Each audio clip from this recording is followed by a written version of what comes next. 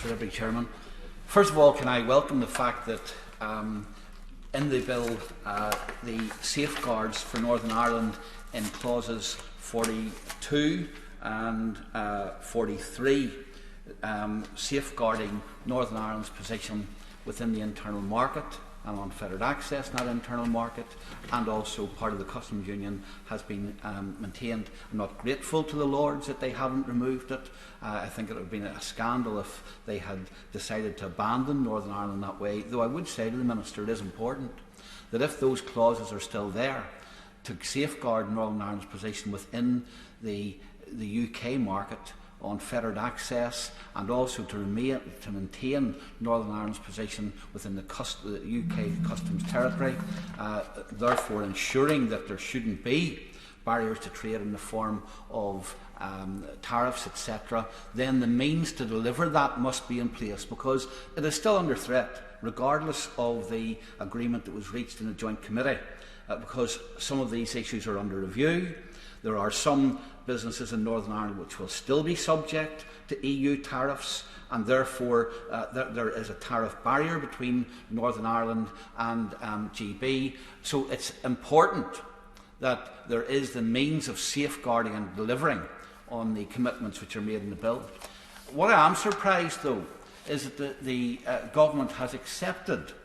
the Lord's removal of the clauses on state aid, because the Minister made it, for the Duchy of Lancaster made it quite clear yesterday that the state aid rules contained in the Northern Ireland Protocol will still apply to firms based in GB if, to use the words that he used, they have genuine and direct links to Northern Ireland. In other words, any firm which supplies goods to Northern Ireland, whether they're from Scotland, England or Wales, and all members should be concerned about this,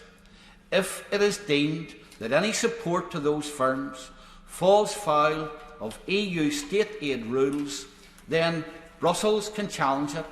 and the European Court of Justice can make the final decision as to whether or not that intervention and that support by the UK government is appropriate, and indeed can impose sanctions if it's not, and demand that it be stopped. And that covers a whole range of fiscal support, of support under the industrial strategy, of support under infrastructure spend, and support for research and development, etc. And I would like to know from the Minister